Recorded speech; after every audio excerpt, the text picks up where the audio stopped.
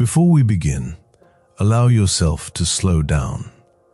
Let the tension of the day fade and settle into a calm space, because this journey is more than a simple explanation. It is a guided exploration through science, nature, and the limits of human endurance. Tonight, we turn our attention to Mount Everest, the highest point on Earth and one of the most mysterious and challenging environments ever explored. Everest is not just a mountain, it is a force of nature. A place shaped over millions of years as continents collided, lifting ancient ocean floor toward the sky and forming the majestic Himalayas. Throughout history, Everest has been a symbol of curiosity, of ambition, and of the fragile balance between human strength and the overwhelming power of the natural world. In this documentary, you will learn how Everest was formed, how its glaciers breathe and move, how the thin air affects the human body, and why reaching the summit is only half the journey. We will explore the legendary stories of climbers and Sherpas, the dangers hidden in the ice, and the science behind extreme altitude. So let your mind gently follow the rhythm of the story. Let the mountain rise in your imagination. Let the calm guide you.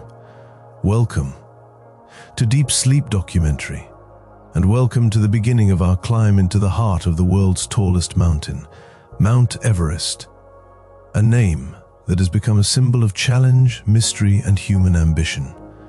But before the world knew this mountain as the highest point on Earth, it was simply part of a landscape shaped over millions of years. A landscape that continues to move, breathe, and change even today. Everest rises to an official height of 8,848 meters and 86 centimeters, a measurement confirmed by recent surveys from Nepal and China. This number may seem fixed, but the mountain itself is not. Each year, the summit grows by a few millimeters, pushed upwards by the immense force of tectonic plates beneath Himalayas.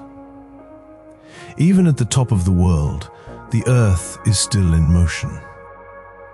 The mountain stands on the border between Nepal and the Tibet Autonomous Region of China, surrounded by towering peaks, deep valleys, and glaciers that stretch for kilometers. The atmosphere is thin, the temperatures are brutal, and the winds can reach speeds strong enough to lift stones. Winds that sculpt the landscape day after day. Everest has more than one name, and each name tells a story. In Nepal, it is called Sagarmatha, a word often translated as the forehead of the sky. In Tibet, it is known as Chomolungma, the mother goddess of the world. These names existed long before the mountain became famous, long before Western explorers measured its height or attempted to climb it. The name Everest came later, during the 19th century, when British surveyors undertook the enormous task of mapping the Indian subcontinent. They designated the mountain as Peak 15 before eventually naming it after Sir George Everest, a former Surveyor General of India. Ironically, Sir George Everest himself never saw the mountain. Everest is part of the Himalayan range, a region of unimaginable geological power. The Himalayas stretch across 5 countries, India, Nepal, Bhutan, Pakistan, and China, and contain some of the highest peaks on Earth. Among these giants, Everest rises above all, its summit often piercing through layers of clouds, visible from more than 160 kilometers away on a clear day. Although most people imagine Everest as a single vertical rise of rock and snow, the mountain is far more complex. It is an entire system of ridges, glaciers, icefalls, and cliffs, each with its own personality and dangers. The Khumbu Icefall, located on the southern route, is one of the most unpredictable places on the planet. It is a frozen river of ice that moves almost constantly, shifting, cracking, and collapsing as gravity pulls it downward. Climbers must cross deep crevasses using ladders, knowing that the landscape beneath them can change at any moment.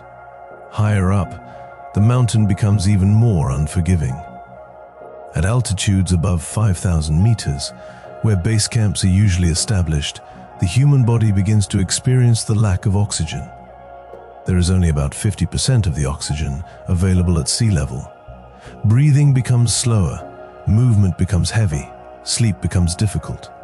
And above 8,000 meters lies the infamous death zone, a region where the body cannot acclimatize, no matter how fit or well prepared someone might be.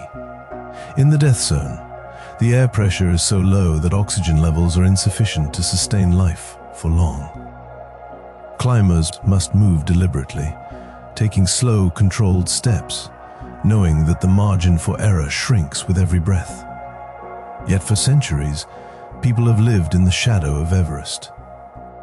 The Sherpa communities of Nepal in particular have built a deep and enduring relationship with the mountain. Many of them live in villages at altitudes that would be considered extreme for most people. Their bodies have adapted over generations, developing physiological traits that allow them to use oxygen more efficiently than the average person. This adaptation makes them uniquely capable of working and guiding expeditions in the high Himalayas. For the Sherpa people, mountains like Everest are not challenges to be conquered. They are sacred places, part of the spiritual fabric of their culture. Before climbing, Sherpas often perform a ceremony called a puja, asking the mountain for protection and safe passage. This tradition reflects the respect and humility with which they approach the natural world. Everest has fascinated explorers for more than a century. Early expeditions in the 20th century were monumental undertakings involving dozens of porters, tons of equipment, and months of preparation. The dream of reaching the top of the world captured imaginations around the globe, pushing climbers to test the limits of human endurance. Some succeeded, many did not. Their stories, triumphs, and tragedies have become part of the mountain's legacy. But Everest is more than a climbing challenge. It is a window into our planet's history. Its rocks contain clues about ancient oceans, shifting continents, and Earth's changing climate. Scientists study the ice cores taken from Everest's slopes to understand how atmospheric conditions have evolved over thousands of years. The mountain, in many ways, serves as a massive archive, holding information about the past, present, and future of our world. Today, thousands of climbers and trekkers travel to the Himalayas each year. Some are driven by adventure, some by curiosity, and some simply by the desire to experience the awe of standing in a place where the earth meets the sky. And while Everest remains a symbol of human determination, it also stands as a reminder of our limitations, a place where nature's power is undeniable and where respect is essential. Everest is not just the highest point on Earth. It is a meeting point between geography and spirituality, between science and mystery, between human ambition and the raw forces of nature. To learn about Everest is to understand not only the mountain itself, but the story of our planet and the story of what it means to push toward the unknown. The Himalayas are often described as the roof of the world, but this vast mountain chain is far more than a series of jagged peaks. It is a world of extremes, a place where nature expresses its rawest and most unforgiving power. And at the center of this world stands Mount Everest, surrounded by landscapes so harsh and beautiful that they feel almost unreal. As you move deeper into the Himalayas, the familiar world begins to fall away. The noise of cities and villages fades, replaced by the distant rumble of rivers fed by melting glaciers. Paths narrow into rocky trails carved by generations of footsteps. The air cools, grows thinner, and becomes infused with a crisp clarity that exists only at high altitudes. But the most striking change comes from the atmosphere itself. At 3,000 meters, the oxygen level has already dropped significantly. At 5,000 meters, the altitude of many Everest base camps, climbers breathe only about half the oxygen available at sea level. Every step requires more effort. Every breath feels shallower. The body begins to work harder, redirecting energy to vital organs, adjusting to a reality where oxygen is scarce. This is the first lesson of the Himalayas. Survival here requires adaptation. For local communities, such as the Sherpa and Tibetan people, this adaptation is both cultural and biological.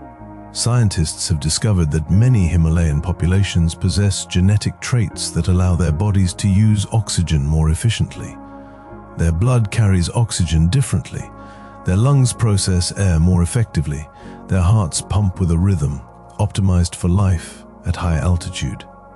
These adaptations are the result of thousands of years of living in this harsh environment. But for visitors arriving from low-altitude regions, the experience is very different. Simple tasks become exhausting. A short climb feels like a steep ascent. Sleep becomes restless. Headaches, nausea, and fatigue appear as the body struggles with altitude sickness. A reminder that this world was not built for human comfort. The weather in the Himalayas adds another layer of challenge. Temperatures vary wildly, often shifting from warm sunlight to freezing cold in a matter of minutes. Winds sweep through valleys with sudden force, carrying fine ice crystals that sting the skin like sand. At higher altitudes, these winds become even more violent. On the upper slopes of Everest, gusts can reach speeds of over 160 kilometers per hour, strong enough to knock a climber off balance or strip away exposed skin. Snowstorms form quickly in the Himalayas, sometimes without warning. A clear sky can darken within an hour as clouds roll in from the west, bringing heavy snow and blinding whiteouts. Visibility can drop to almost zero, and temperatures can plunge far below freezing. For climbers, such storms can be deadly. For locals, they are simply part of life in the mountains. The geography of the region creates another powerful threat: avalanches. The steep slopes of the Himalayas are covered in layers of snow and ice that can shift unexpectedly. A single loud noise, a sudden temperature change, or even the weight of a climber can trigger an avalanche capable of sweeping away everything in its path. In 2014 and 2015, avalanches on Everest claimed dozens of lives, reminders of how unpredictable and unforgiving the mountain can be. Another distinctive feature of the Himalayas is the presence of massive glaciers. These rivers of ice move slowly but constantly, grinding across the landscape with incredible force. One of the most famous is the Khumbu Glacier, which feeds the Khumbu Icefall, one of the most notorious and dangerous sections of the Everest climb. The icefall is a maze of towering seracs, deep crevasses, and unstable blocks of ice that shift daily. Climbers must move quickly, carefully, and silently, knowing that the landscape could collapse at any moment. Even at lower altitudes, the terrain poses challenges unique to the region. Sharp rock formations, loose scree, and narrow ridges require constant attention. Paths often cling to cliff edges, carved over centuries by people and animals traveling between remote villages. These routes are essential for trade, communication, and survival, but they demand respect and focus from everyone who uses them. Another difficulty in the Himalayas is the cold. While temperatures at the base of Everest can be mild during the day, nights bring deep cold that sinks into the earth. At higher camps, temperatures drop to levels that freeze water bottles, batteries, and food. Above 7,000 meters, exposed skin can freeze in minutes. Climbers must manage their body heat carefully, balancing effort with protection, knowing that even a small mistake can lead to frostbite or hypothermia. Then there is the death zone, the region above 8,000 meters where oxygen levels are so low that the human body begins to shut down. In this zone, the air pressure is less than 1/3 of what it is at sea level. Climbers move slowly, taking one step, one breath, one heartbeat at a time. Clouds pass beneath them. The sky deepens to a darker shade of blue. The world becomes silent, except for the sound of wind and the slow rhythm of breath through an oxygen mask. The death zone is not a place where humans can survive for long.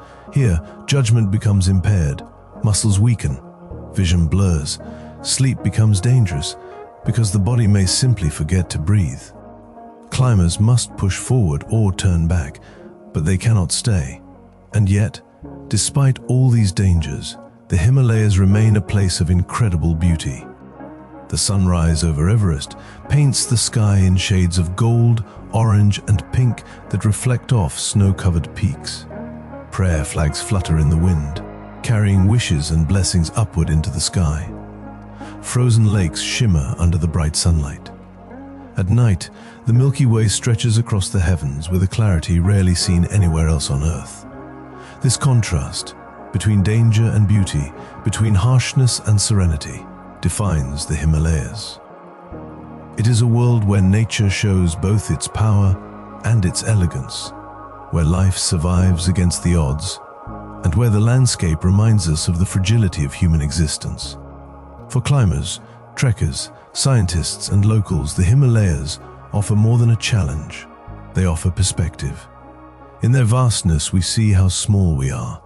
In their silence, we hear our own thoughts more clearly. And in their immensity, we recognize the forces that shaped our world long before humans walked upon it. This is the harsh world of the Himalayas. Beautiful, dangerous, ancient, and ever-changing. A world that tests the body, challenges the mind, and humbles the spirit, preparing anyone who steps into it for the journey toward the highest point on Earth. The story of Mount Everest begins long before any human set eyes on it, long before the first glacier formed, or the first snowflake fell on its slopes, or even before the first life existed on Earth. To understand Everest, we must go back hundreds of millions of years, to a time when the world looked nothing like it does today, a time when continents drifted like silent giants across the surface of the planet, carving oceans, shaping coastlines, and creating the mountains we now know. Around 200 million years ago, a massive supercontinent called Pangaea began to break apart. Slowly, its pieces drifted away like ice flows on a vast sea. One of those pieces was what we now call India, but at that time, India was not attached to Asia. It was an isolated landmass, drifting northward across what was once the ancient Tethys Ocean. Scientists believe the Indian plate moved at a remarkable speed, up to 15 to 20 centimeters per year, faster than any tectonic plate moves today. Imagine an entire continent gliding across the ocean floor faster than your fingernails grow. This incredible movement set the stage for one of the greatest collisions in Earth's history. For millions of years, the Indian plate pushed forward relentlessly. Its movement was powered by forces deep within the Earth, where molten rock churns and circulates like a slow, powerful ocean beneath our feet. As the plate traveled, the ocean between India and Asia began to shrink. Coral reefs, marine life, and vast sediments accumulated on the seafloor, compressed under enormous pressure. Eventually, the inevitable happened. About 50 million years ago, the Indian plate slammed into the Eurasian plate. This collision was not sudden. It happened over millions of years, with the force of continents pushing against each other, like two massive glaciers colliding. And when they met, the Earth began to fold. Layers of limestone and sediment, once lying calmly at the bottom of the Tethys Ocean, were thrust upward, bent and crumpled like paper.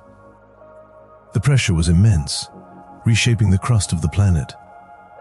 What had once been a seabed began rising, forming the earliest versions of the Himalayas. Some of the rocks found near the summit of Everest today contain fossils of ancient sea creatures, silent witnesses to a world long gone, and reminders that the highest place on Earth was once underwater. As the plates continued to push against each other, the Himalayas grew taller and taller. Mountains rose not in years, but in ages. in slow, powerful increments too small for human eyes to see. Yet the results were colossal. The range expanded for thousands of kilometers, becoming a natural wall separating the Indian subcontinent from the Tibetan plateau.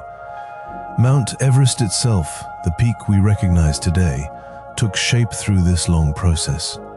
It is estimated to be around 60 million years old, still young in geological time. Its famous pyramid-like profile, with ridges spreading like frozen rivers, was carved by wind, ice, and snow over countless millennia. But the most fascinating part of this story is that the Himalayas are still growing. The Indian plate has not stopped moving. Even today, it continues to push northward into Asia, though at a slower rate, around 2 centimeters per year. This ongoing collision means the Himalayas, including Everest, still rise a few millimeters each year.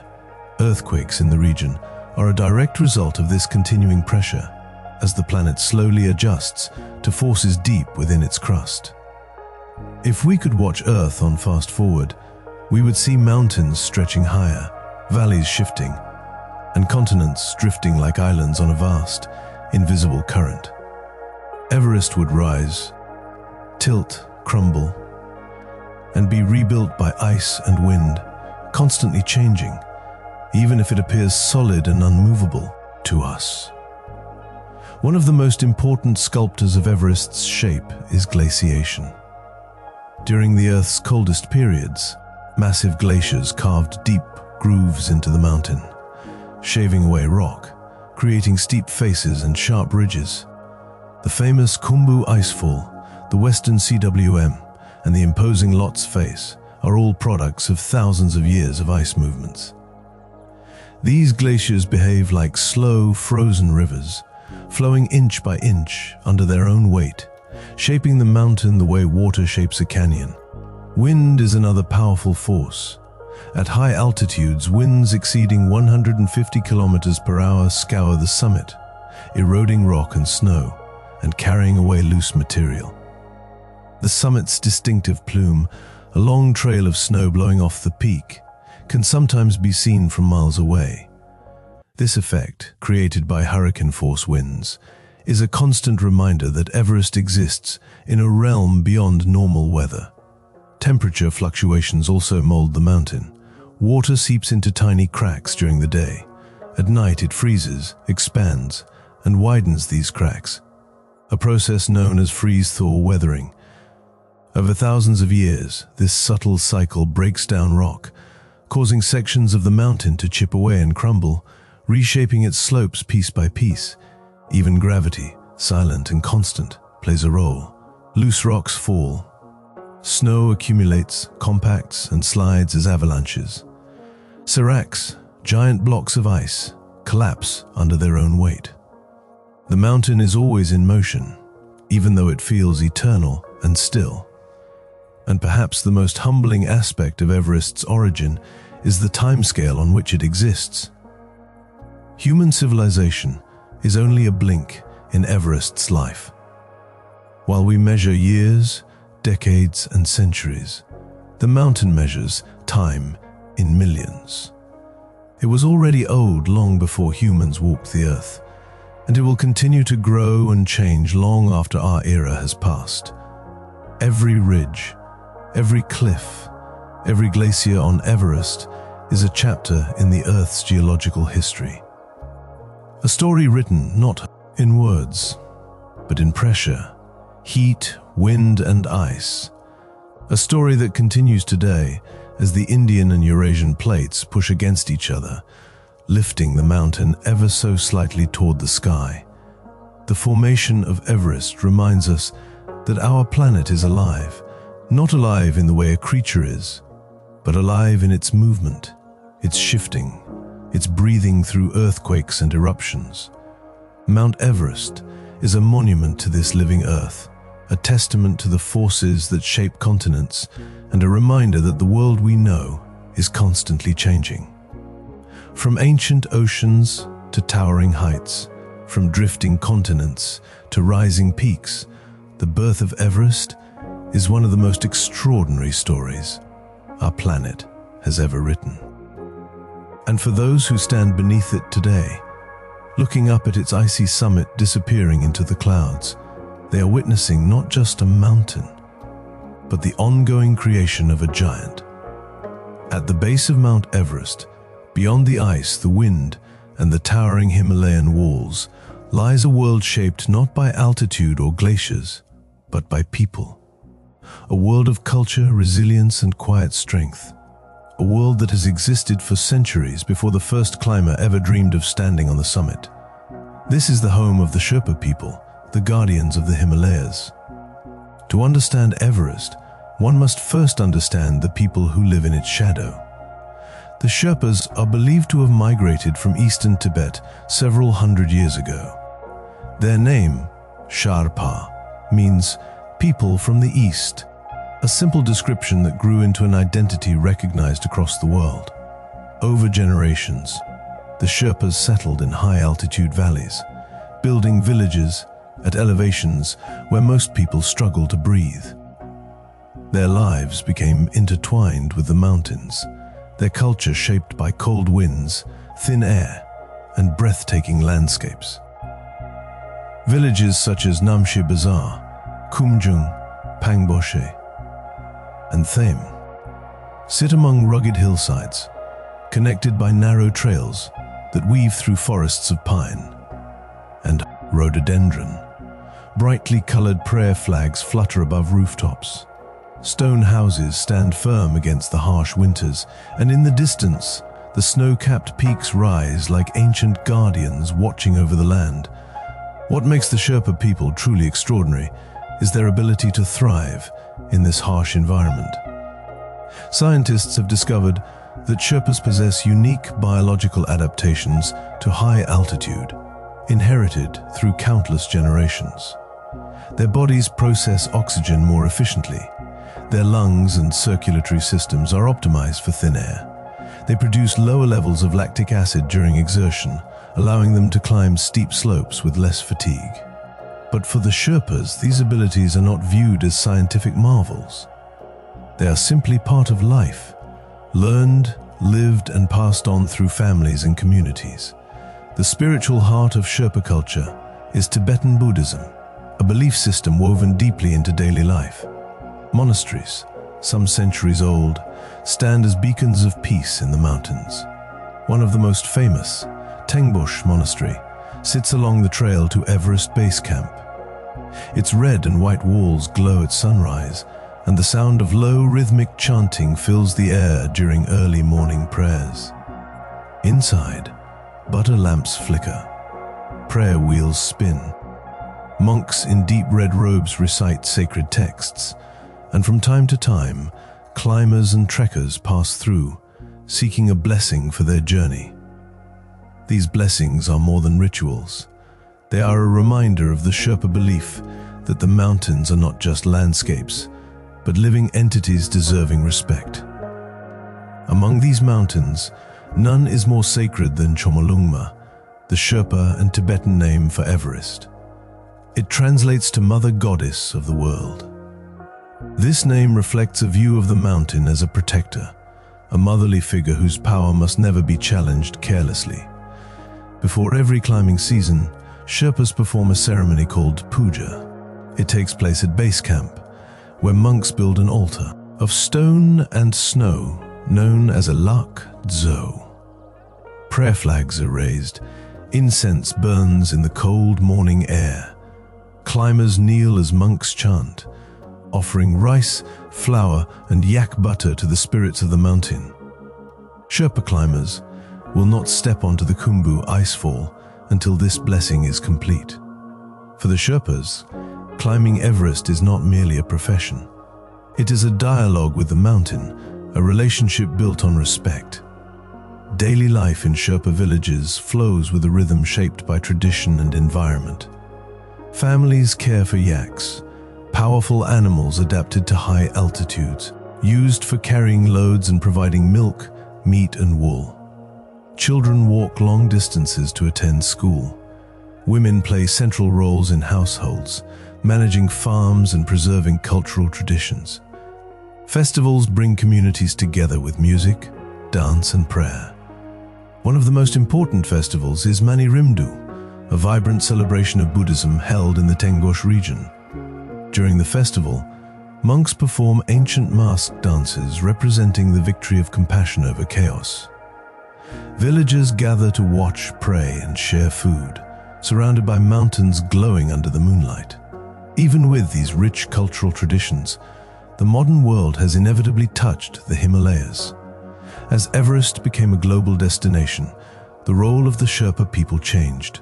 Many became guides, porters, and expedition leaders, using their knowledge and abilities to support climbers from across the world. The term Sherpa gradually evolved to describe a profession as much as an ethnicity. But behind the climbing role lies a deeper story, one of responsibility and sacrifice. Sherpa guides face the most dangerous parts of the mountain every season. They cross the Khumbu icefall dozens of times, carrying heavy loads to supply high-altitude camps. They fix ropes, set ladders across deep crevasses, and establish routes long before climbers attempt the ascent. Their courage is immense, and their contributions have shaped every modern success on Everest. Without the Sherpa community, the mountain would remain nearly unreachable for most climbers.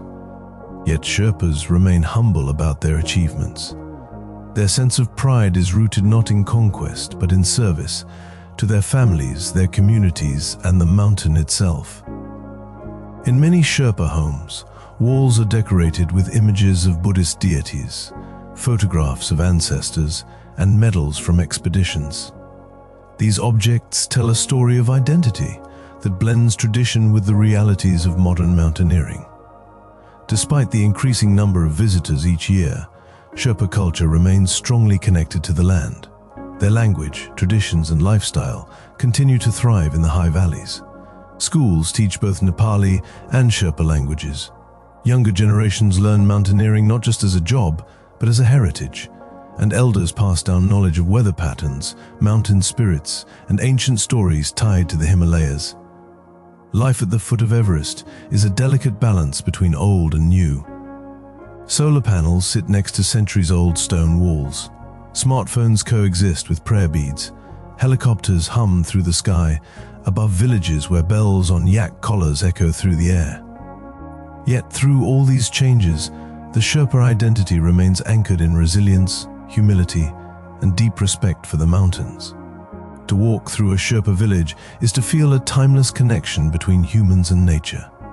It is to witness a culture shaped by one of the most extreme environments on Earth. A culture that teaches patience, gratitude, and awareness of forces greater than ourselves. In the shadow of Everest, life is not measured by altitude, achievement, or ambition. It is measured by harmony with the land, with tradition, and with the majestic peak they call Chomolungma. And for anyone who journeys to this remote world, the Sherpas offer a lesson that reaches far beyond the mountains. That true strength is quiet, steady, and rooted in respect. Long before modern climbers carried satellite phones, GPS devices, and insulated oxygen masks, there were explorers who looked at the Himalayas with a mixture of awe, fear, and irresistible curiosity. For centuries, Everest, then known in the West as Peak 15, remained unseen, unmapped, and untouched.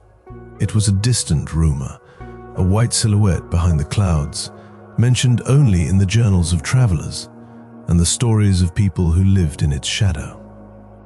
But in the early 20th century, as technology advanced and borders shifted, the world's most ambitious explorers set their sights on the Himalayas.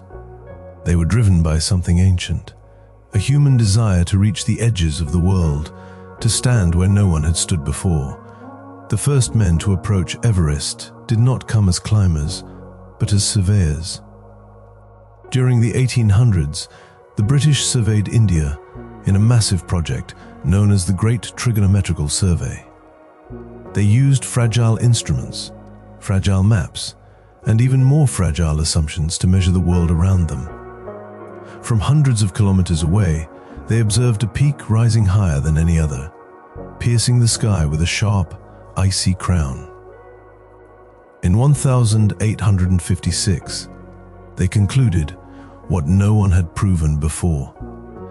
This mysterious mountain was the highest on Earth. They named it after Sir George Everest, though he never laid eyes on it. But naming the mountain was only the beginning. Reaching it was another story entirely. For decades, Everest remained unreachable due to geography and politics. Nepal was closed to foreigners, and Tibet allowed only limited access. The Himalayas were a fortress of mountains, steep valleys, and deep snowfields, guarded by natural barriers and cultural boundaries. Only in the early 1920s did expeditions finally gain permission to approach the mountain, and they did so from the north, through Tibet.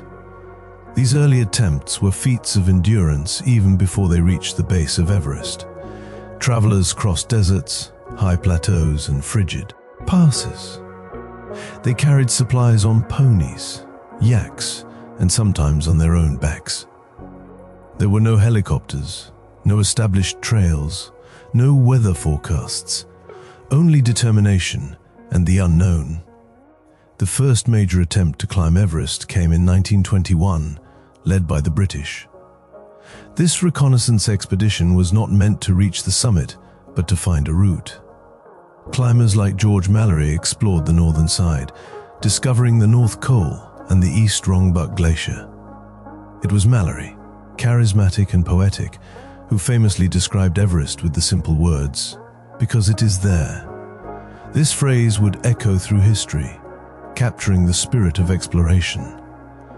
The next year, in 1922, the British returned with a new goal: to make the first serious push toward the summit. They reached an altitude of around 8,300 meters, setting a new world record, but at a terrible cost. On the descent, an avalanche struck, killing 7 Sherpa porters. It was one of the earliest tragedies on the mountain, a reminder that Everest would demand a heavy price from those who tried to conquer it. But the moment that would etch Everest into legend came in 1924. George Mallory and Andrew Sandy Irvine attempted a bold summit push using primitive oxygen equipment. Witnesses saw them climbing high on the northeast ridge. Then, clouds rolled in. They vanished. To this day, no one knows if they reached the summit. Mallory's body was found in 1999, perfectly preserved by the cold. Irvine's has never been found. Their lost moment near the top remains one of mountaineering's greatest mysteries, a story of ambition, bravery, and the unforgiving nature of the mountain. After 1924, political changes sealed Everest once again. Tibet became inaccessible to foreign expeditions. The north side was closed. For nearly 30 years, Everest returned to silence, visited only by local people and swept by winds that erased all traces of human presence.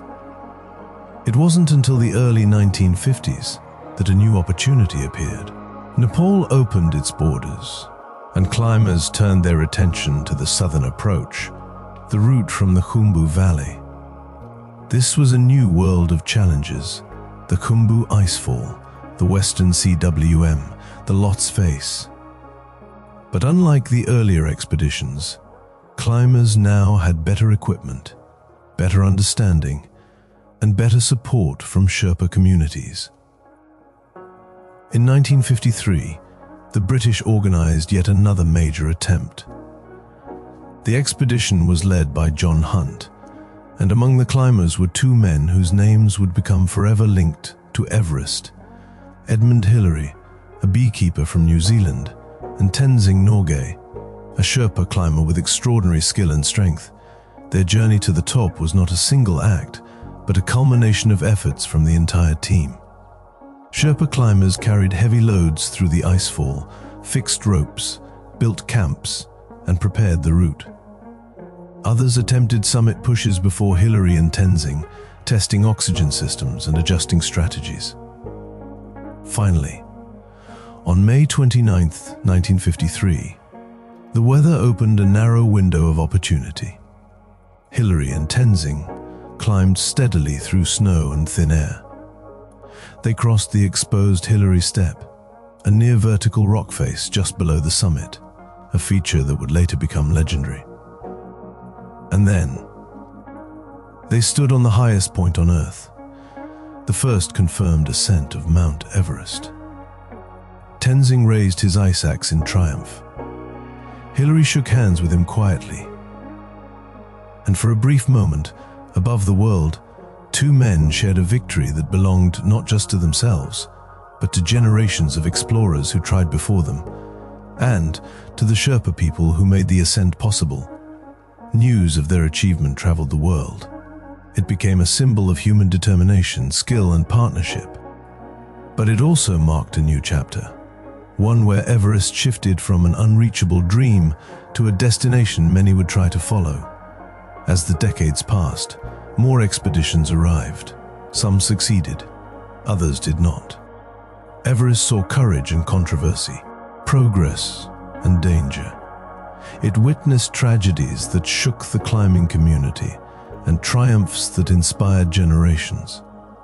Each story added new layers to its history, a history built from frost-bitten hands, fluttering prayer flags, and the steady footsteps of Sherpas and climbers who dared to walk its slopes. The first expeditions taught the world that Everest was not simply a mountain. It was a test of planning, resilience, teamwork, and respect for forces far beyond human control. The early climbers came seeking glory. Many found humility instead. Their journeys marked the beginning of a tradition that continues today, one of ambition, one of challenge, and one of deep reverence for the highest place on Earth. Today, the stories of those first explorers live on in journals, photographs, and the quiet trails that wind through the Khumbu Valley. Their spirit remains in every expedition that steps into the cold shadow of Everest, hoping to reach the top and willing to face whatever the mountain may bring. Climbing Mount Everest is not a single ascent. It is a long journey broken into stages, each one more demanding than the last. A journey that begins far below the summit, not at 8,000 meters, not at 7,000, but at a humble campsite perched on a moving glacier.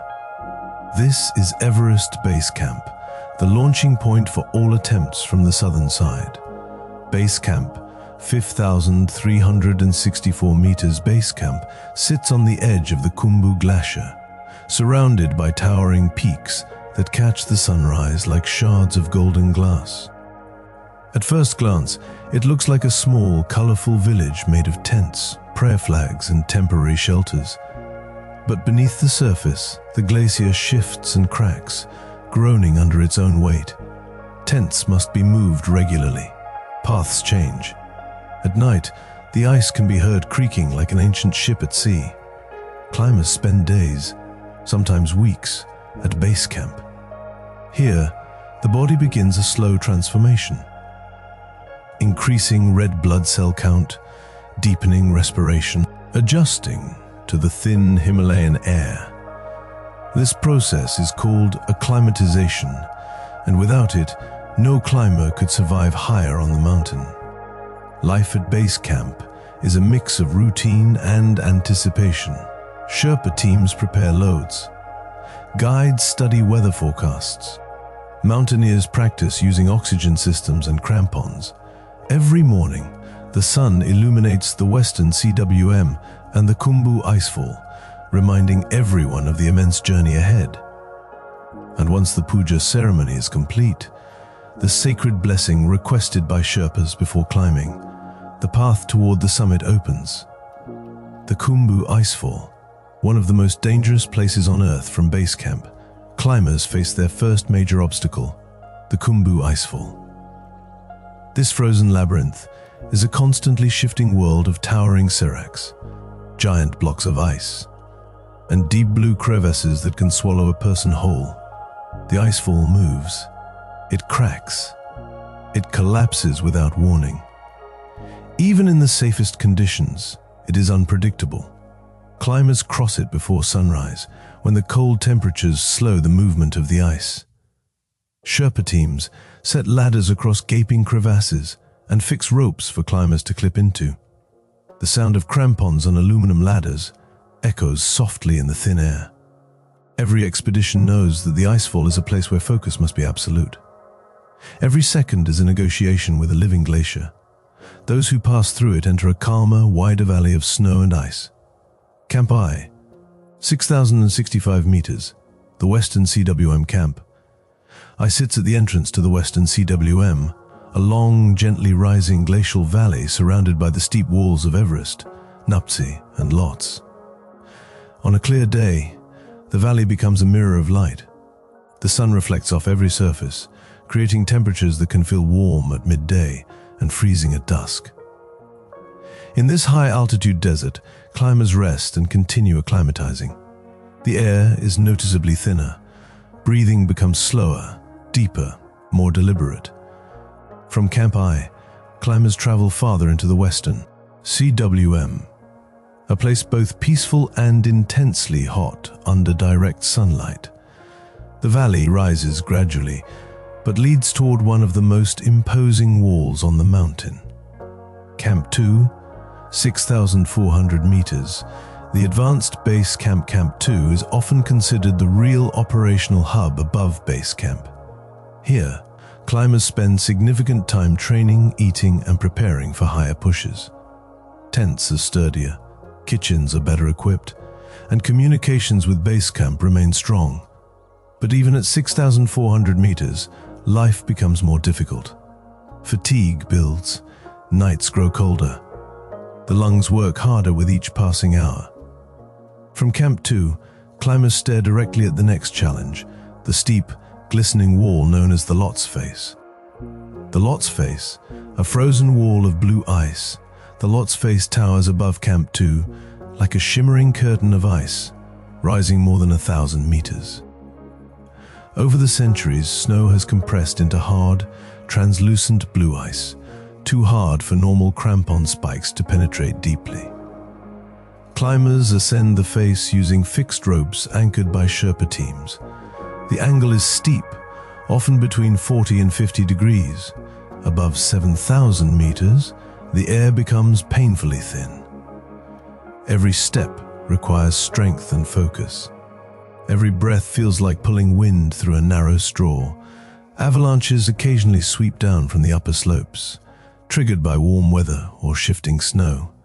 The Lhotse Face is beautiful, but unforgiving, and at its top lies the next camp, Camp III, 7,200 meters. Life on a cliff Camp III is perched directly on the Lhotse Face, anchored to the ice itself. Tents sit on carved platforms, barely wide enough to lie down.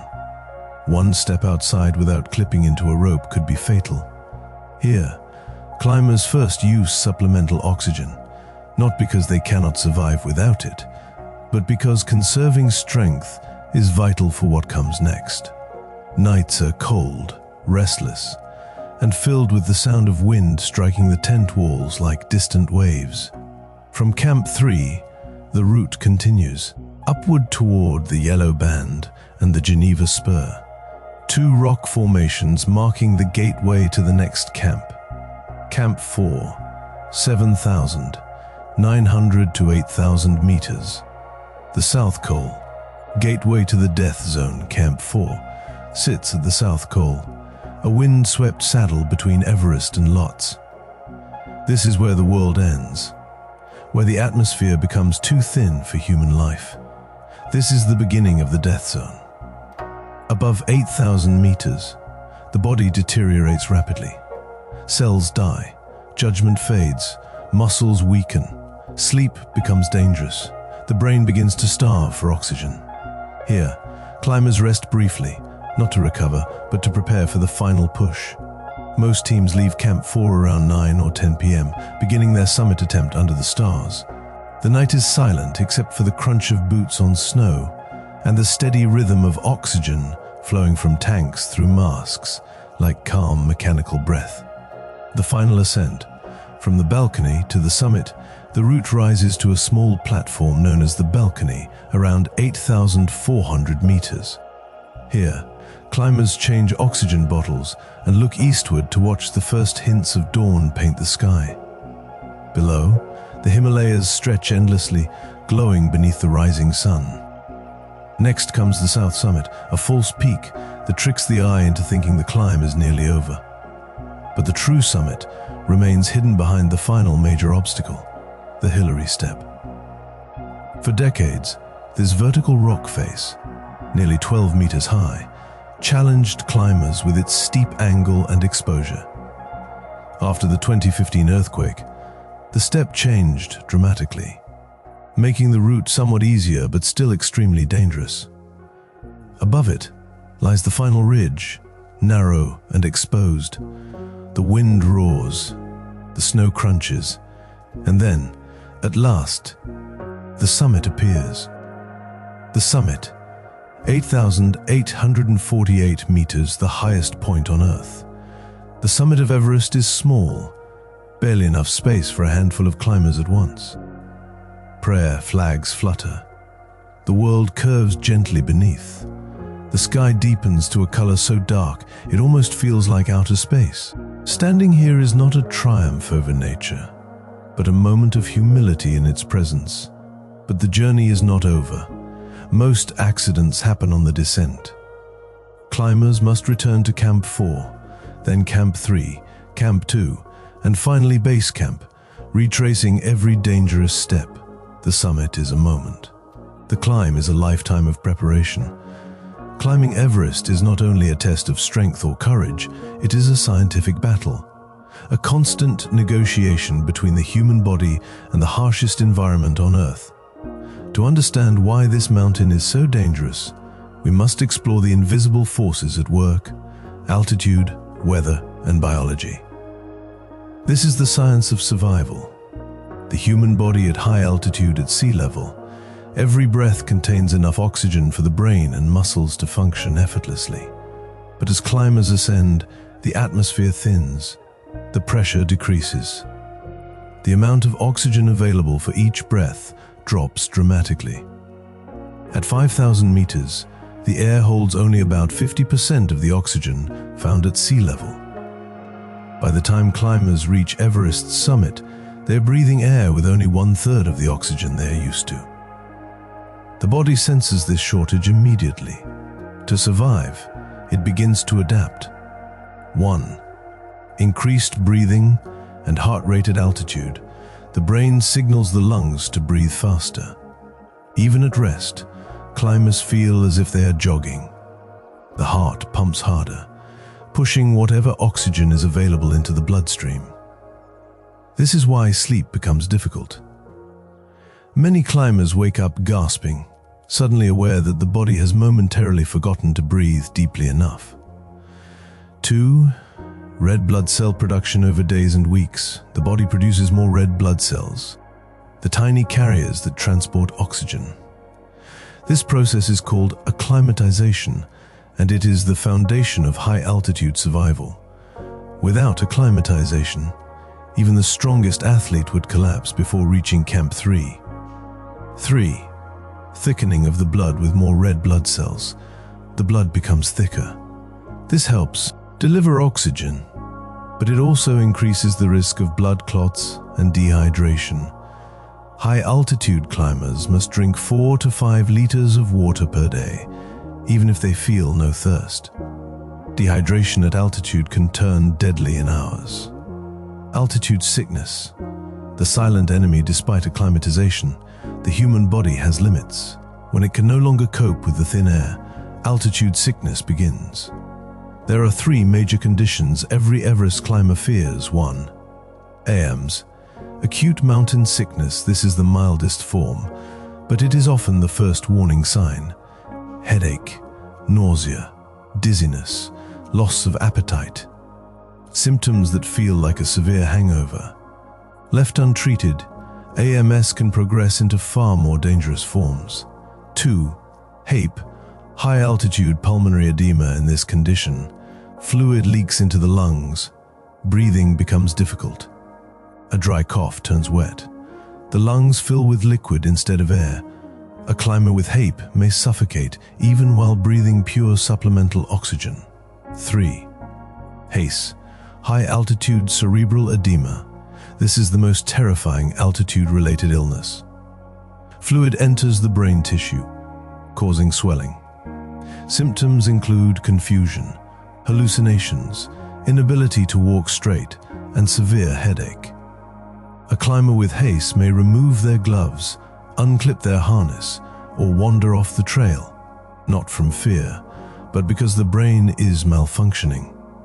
Without immediate descent, HACE is fatal. The death zone, 8,000 meters above 8,000 meters, survival becomes a race against time. Here, the body can no longer acclimatize. It begins to die, cell by cell. Even while resting, the body consumes stored energy at an alarming rate. Climbers may lose 1 to 2 kilograms per day simply by existing. Cognitive decline, brain function deteriorates sharply. Decision-making slows. Simple tasks feel complex. Clipping into a rope becomes a challenge. Using a radio requires focus. Changing an oxygen bottle demands absolute attention. Many deadly mistakes occur, not because climbers are reckless, but because their brains are starved of oxygen. Muscle failure, muscles lose power. Steps become shorter, legs shake. Each movement feels heavy, as if climbing while wearing a weighted suit.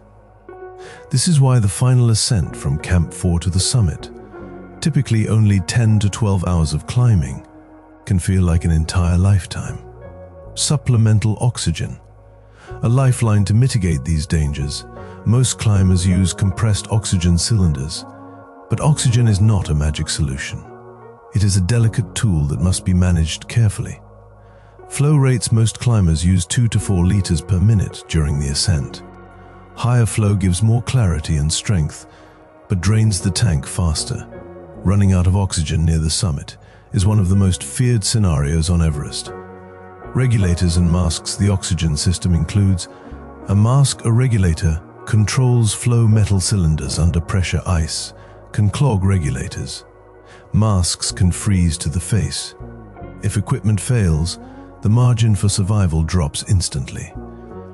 This is why Sherpas often carry spare regulators and troubleshoot problems mid-climb, sometimes in total darkness and freezing winds. The cold.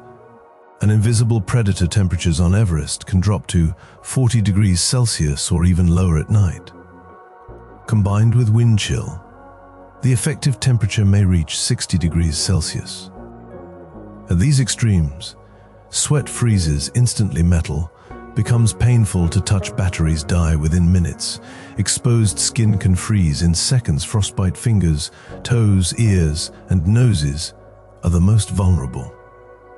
Frostbite occurs when tissue freezes. Ice crystals form inside the cells, destroying them. In severe cases, amputation becomes necessary after the expedition. Hypothermia. When the body temperature drops too low, hypothermia begins. Shivering becomes violent. Speech slurs. Consciousness fades.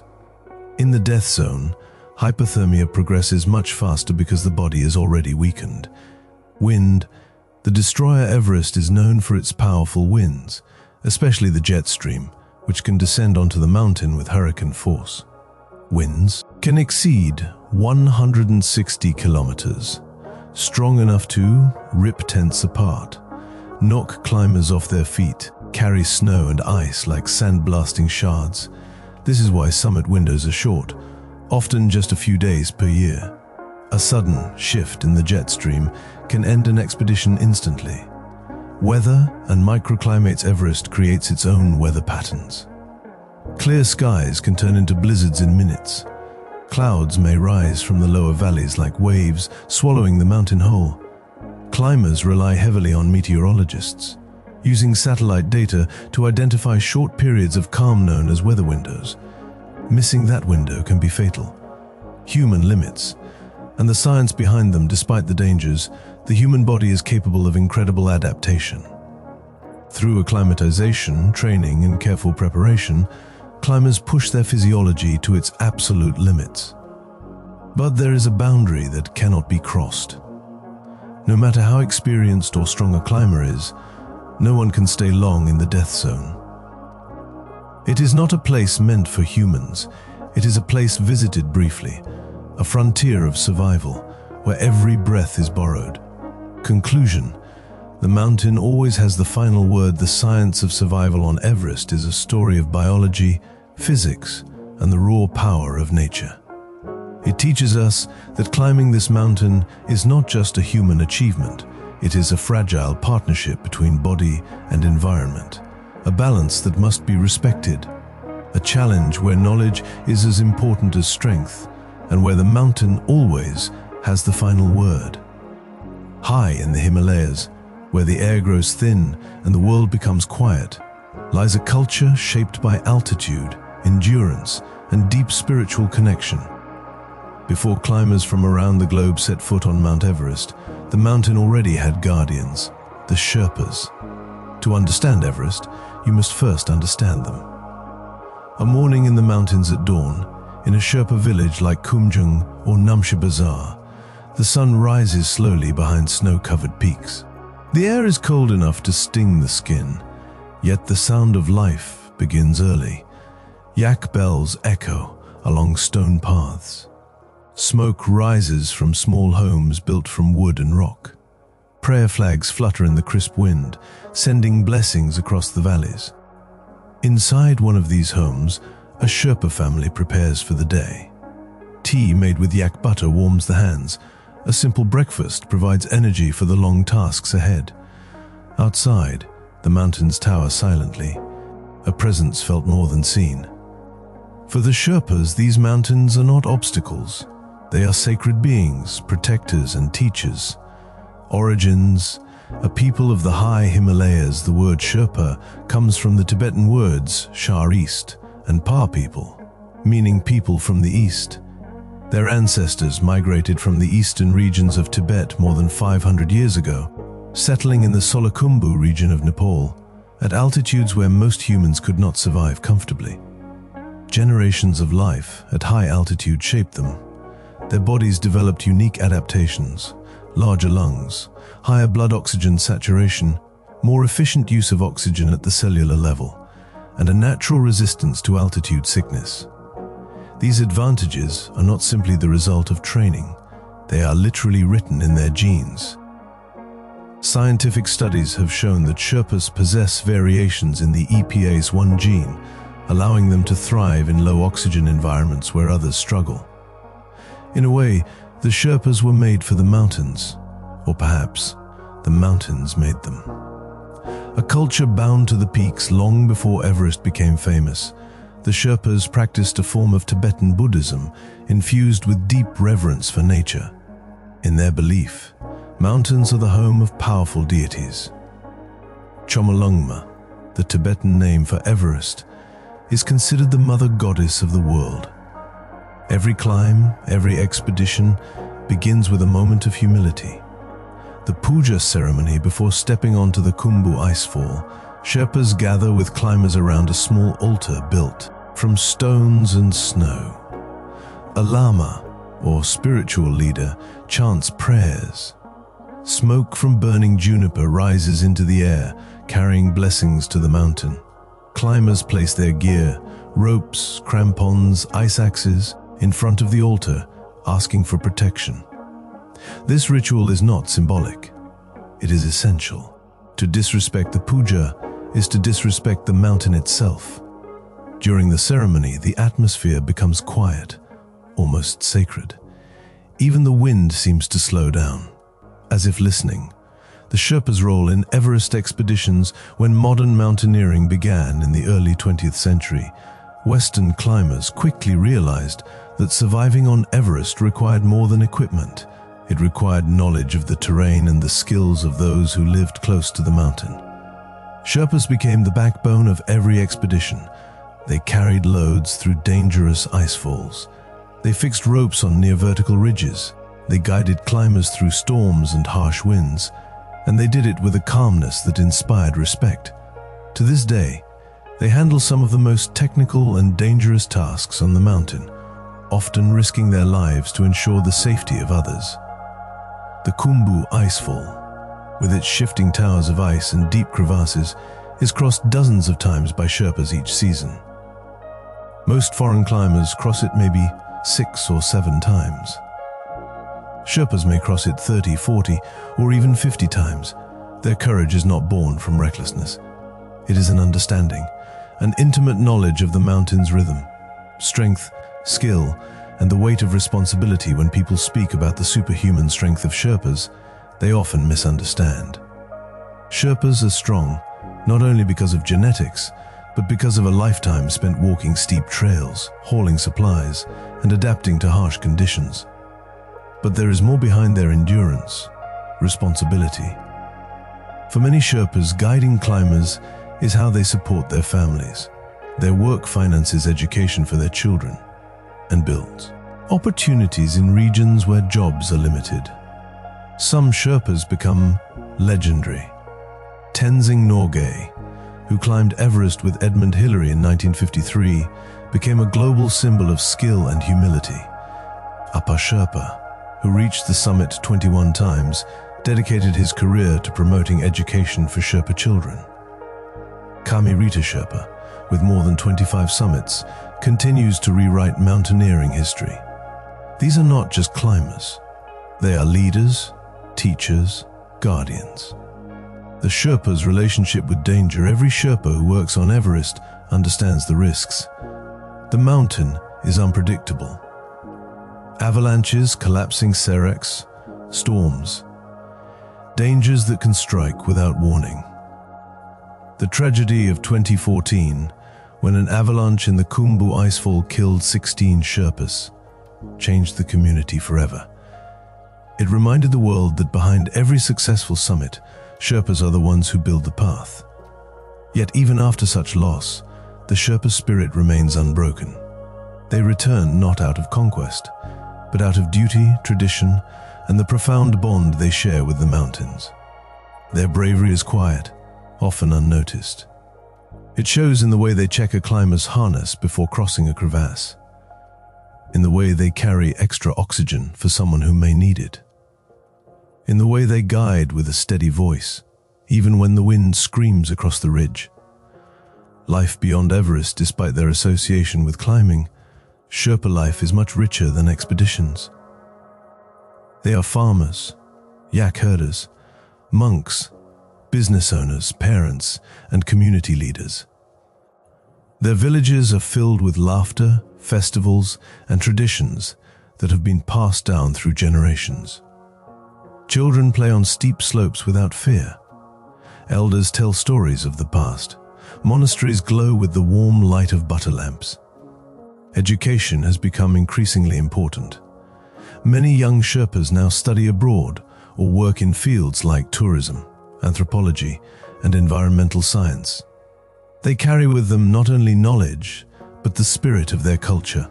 Guardians, not conquerors. Sherpas do not see Everest as something to be conquered. To them, the mountain lives. It deserves respect, gratitude, humility. When climbers reach the summit and raise their flags, Sherpas often stand quietly beside them, looking out over the vast horizon. Their achievement is not measured in pride, but in the safe return of everyone they guided. They are not just workers, not just guides. They are the keepers of a tradition that stretches back centuries. A tradition rooted in harmony with nature. Conclusion: the heart of the Himalayas to climb Everest is to witness the strength of human will. But to climb Everest with Sherpas is to witness something deeper, a blend of culture, spirituality, endurance, and quiet heroism. They are, in every sense, the heart of the mountain, the silent protectors, the link between the earth and the sky, the ones who show that survival here is not just about strength, but about wisdom, humility, and respect. Without the Sherpas, Everest would remain unconquered. With them, it becomes not just a climb, but a journey of understanding. High in the Himalayas, where silence stretches across glaciers and the wind shapes the landscape, Mount Everest stands as a monument of time. But even the tallest mountain on Earth is not immune to change. In recent decades, Everest has become a mirror, reflecting the impacts of climate, tourism, and human presence in ways that are impossible to ignore. This is the story of an ancient giant meeting a rapidly changing world. A mountain in transformation for thousands of years, Everest's icy slopes remained untouched, preserved by cold temperatures and isolation. But today, scientists and climbers have begun to notice something unsettling. The mountain is changing faster than ever before. Thinning glaciers, the glaciers around Everest are shrinking, not slowly, but rapidly.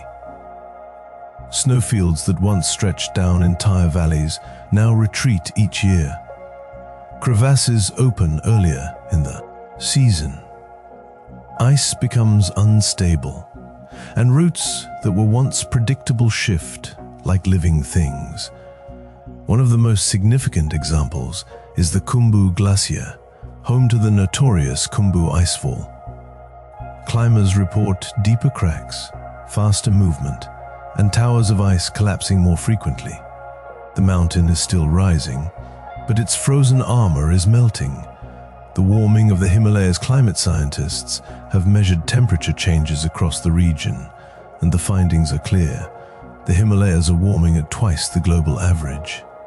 This warming affects Everest in several critical ways. Less snowfall means thinner protective layers of fresh snow. Warmer days increase melting and destabilize ice cliffs. More frequent storms reshape the climbing season. Unpredictable winds disrupt summit attempts. Where climbers once relied on relatively stable weather windows in May, those windows have become narrower, shorter, and far less predictable. Everest is becoming more dangerous not just because of altitude, but because of climate instability.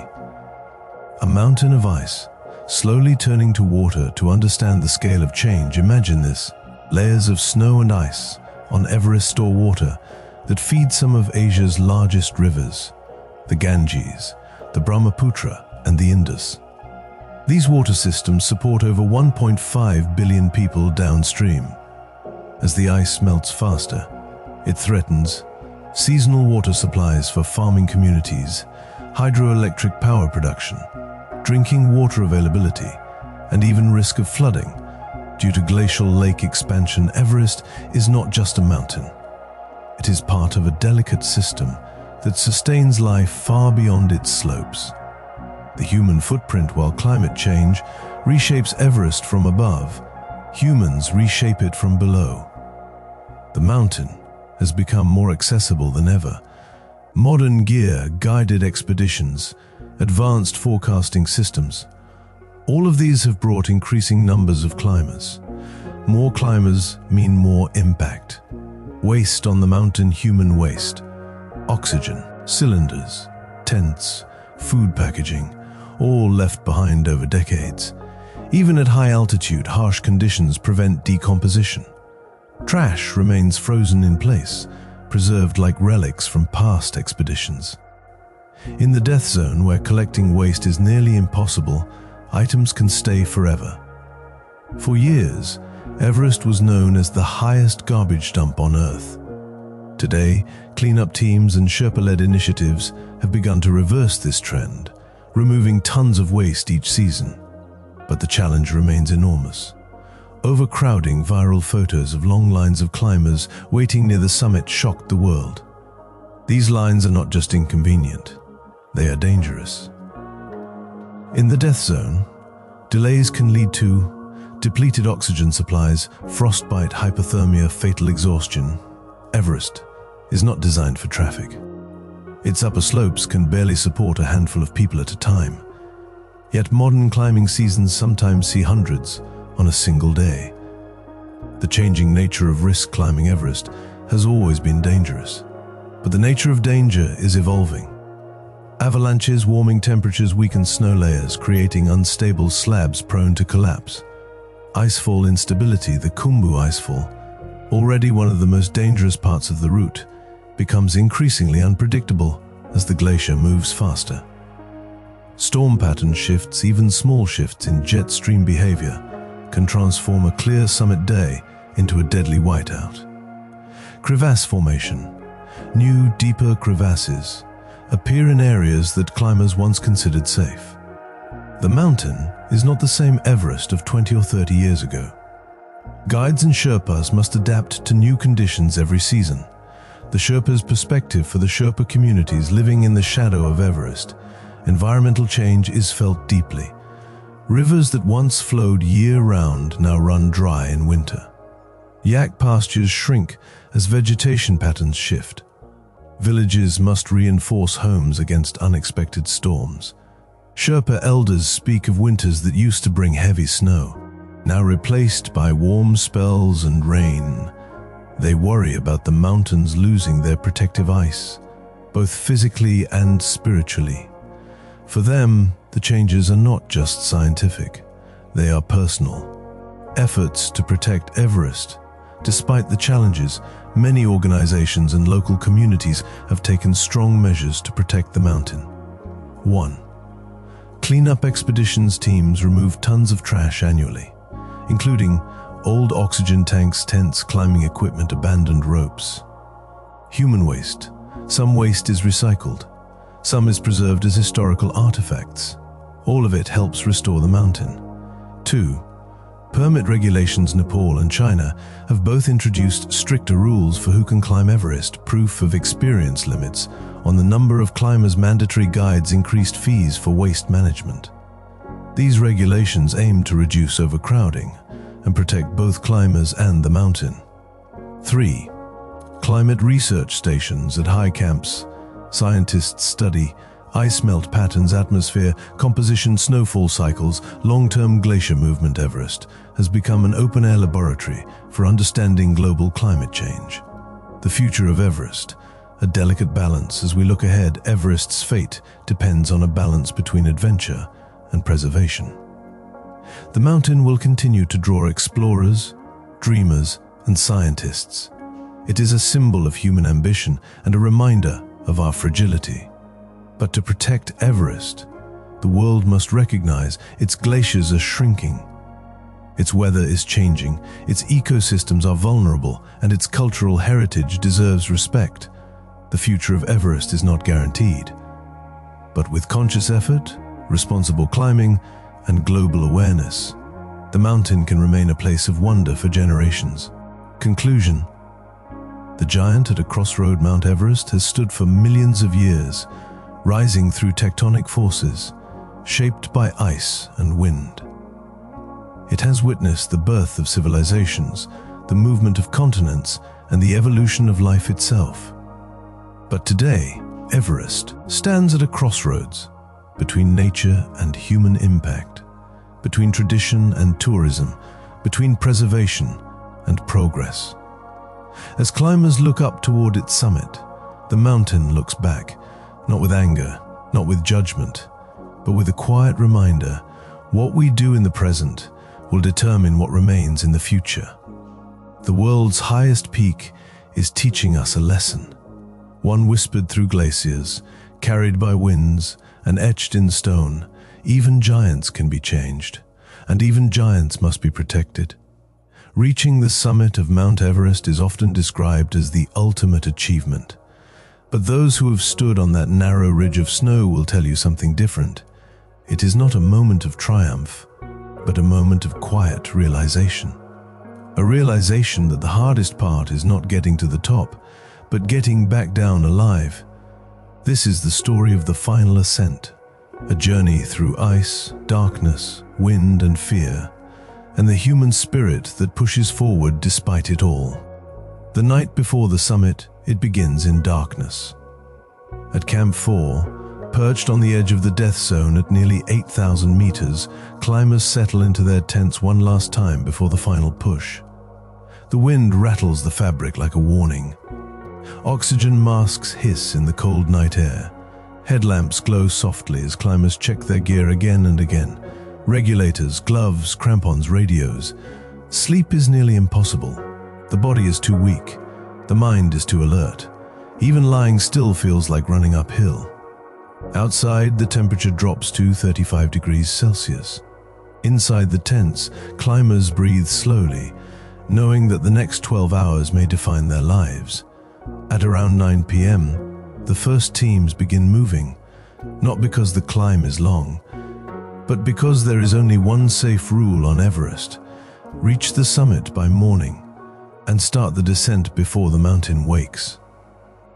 Into the darkness, leaving Camp 4, stepping out of Camp 4 is like stepping into another world. A world without sound, without warmth, without oxygen. Headlamps cut thin lines of light across the snow. Boots crunch with each slow step. The wind carries ice crystals that sting like needles on exposed skin. Climbers clip into fixed ropes, following a route carved by Sherpas days earlier. Every movement must be deliberate. Every breath must be measured. This is where the mental challenge begins, climbing in darkness, trusting the rope, trusting your body, trusting the mountain, the balcony. First breath of light after several hours of climbing, the team reaches a narrow platform known as the balcony, at about 8,400 meters. Here, climbers often change oxygen bottles. The cold has drained them quickly. Sherpas move efficiently, checking regulators in the dark, ensuring everything is secure. This is also where climbers pause, not to rest, but to witness something extraordinary. A thin orange glow appears on the horizon. Night gives way to the faintest hint of dawn.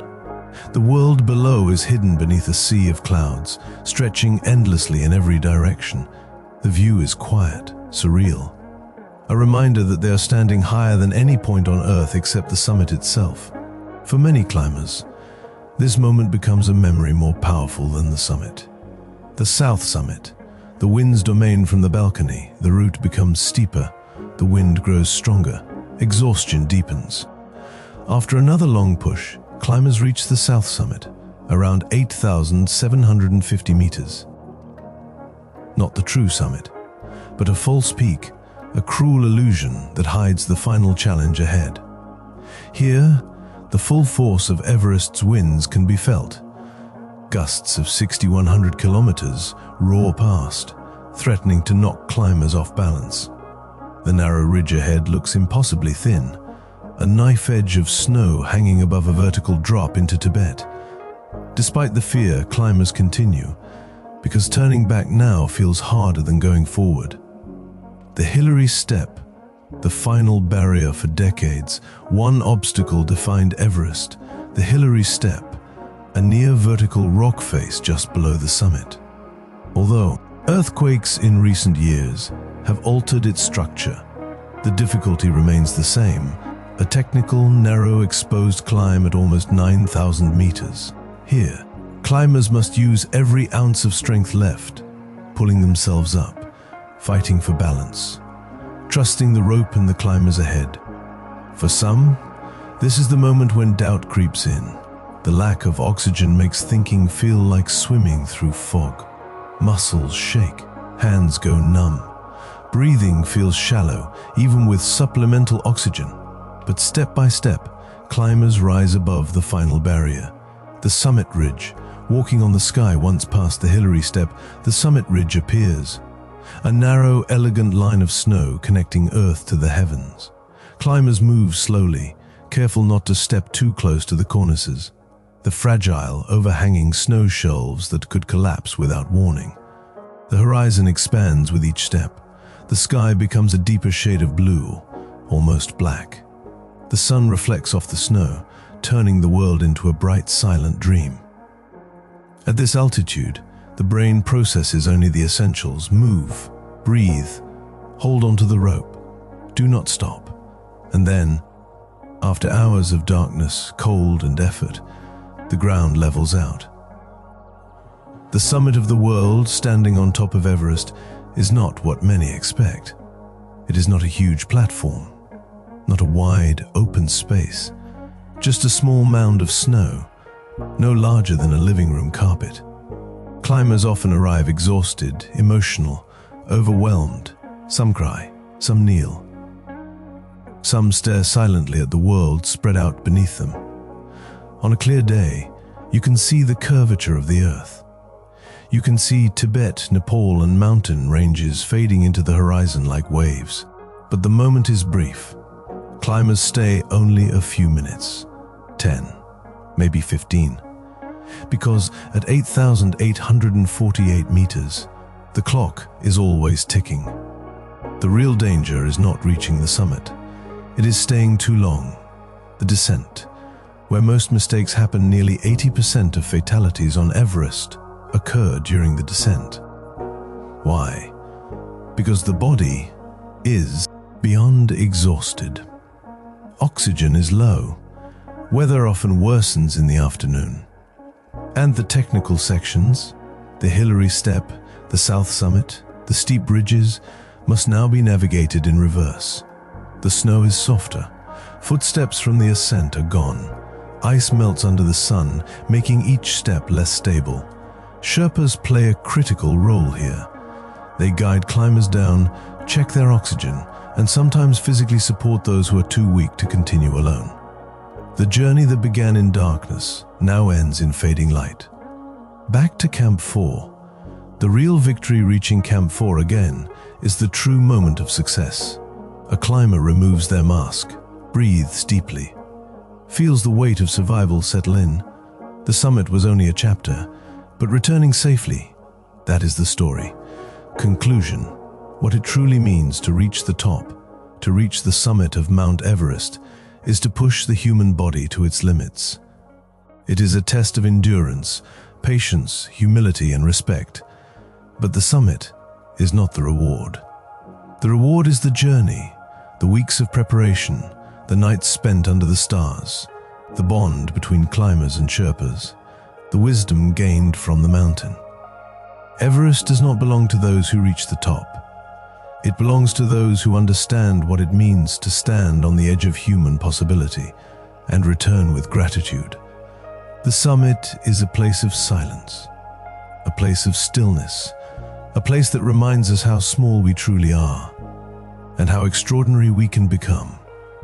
As our journey across Mount Everest comes to an end, take a moment to breathe deeply.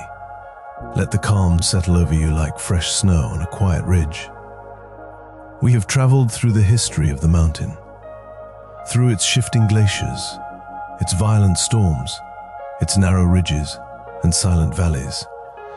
We have seen how the human body struggles in thin air, how climbers push beyond exhaustion, and how science helps us understand this towering giant of rock and ice. But the story of Everest is not only about reaching the summit. It is about respecting nature's power, understanding our limits, and recognizing the courage it takes simply to keep going step by step. Tonight, you explored more than a mountain. You explored the edge of human possibility and the delicate balance between ambition and humility. Carry with you the reminder that every challenge, no matter how steep, is climbed the same way, with patience, with awareness, and with a quiet determination that grows stronger with every breath. Thank you for joining this peaceful exploration. This has been Deep Sleep Documentary. Until next time, rest well and let your mind drift like wind across the high Himalayas.